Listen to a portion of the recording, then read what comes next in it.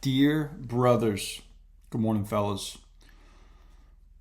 I have to apologize is probably not the right word for my absence in the last couple of weeks. Obviously, you guys haven't seen the show coming out, and more than a few of you have asked kind of what was going on. But 2 weeks ago, my father-in-law very unexpectedly passed away, and so naturally, we had family events and concerns to address. And so we were somewhat indisposed over the last several weeks, which is why we have had, excuse me, why I have been absent, if you will. And so it's funny as I've gotten back to recording this morning, it's reminded me that when you've not done something for even just a couple of weeks, it can be hard just to start back doing it again. And so I am actually eternally grateful that I am back on the microphone this morning and talking to all of you, especially in light of the fact that all of the events that have occurred over the last several weeks have really reinvigorated my cause to talk with all of you. And that's what I'm going to do this morning, is actually talk about one of the things that's kind of popped up. I actually think that over the next couple of weeks, it's going to be a good time to talk about mourning, to talk about the unexpected tragedies that can occur in life and how we handle them. However, there is something that I want to talk about this morning that I think all of you should strive to have. And this was one of the first thoughts that I had when we got north to Connecticut.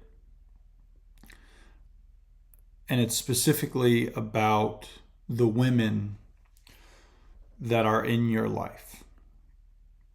And so as we were up there, I watched my wife, her sister, and their mom be incredibly strong.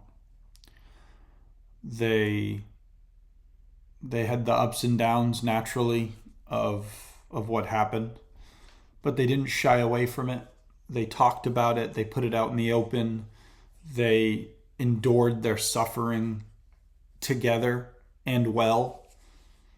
I know that my wife and her sister both spoke at the funeral, which was not but a week after this all happened.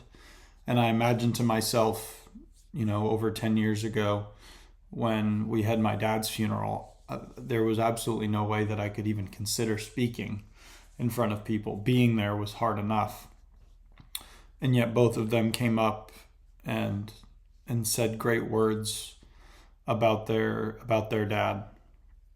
And so I got to watch as these women were not only strong, even in their mourning, even though they felt weak, they were there for one another. They loved on one another. They didn't hide from their feelings of sadness and anger, and they embraced all of them, which is just beautiful in and of itself. But the other thing that I saw was an incredible amount of love being poured over them by friends, by family, by people that they'd never even met that were just friends with their dad. And so the reason I say all of that is this. The telltale sign of a good man can be gleaned by the excellence of the women that are around them. I did not know my father-in-law as well as I obviously would have liked. We disagreed on quite a lot of things politically and otherwise, but what I do know is who my wife is. She is genuine, she is kind, she is loving, she is patient, she's intelligent, she works incredibly hard. And something I believe wholeheartedly is that in the absence of a good man, you just don't see the women around them being that strong and dutiful. And his goodness produced a lot of, his goodness in part produced the woman that I married. And I could not be more grateful for that. And so as I'm kind of sitting here this morning, and I've written a lot of this down, and there's just so many thoughts that happened over the last couple of weeks. But one of the things is that you listening to this, striving to be good men, looking at your faults, looking at the side of you that is more base in nature, denying that, pursuing goodness, trying to be that heroic man that we've talked about, that rubs off on everyone around you. It rubs off on your spouse, which inevitably will go down to your children and to your friends. And so understand that your pursuit of goodness and what you push into the world, the actions of others can tell a lot about who you were as a man. And I think that's something that we should appreciate.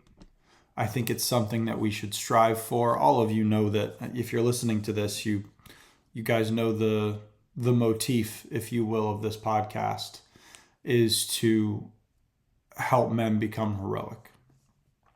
And those men understand that they need to be good in the eyes of God and to each other. And being the best version of themselves allows them to succeed in this world, to contribute to this world. But one of the ways that we contribute to the world is by impacting the souls that are around us. And first and foremost, that is your family.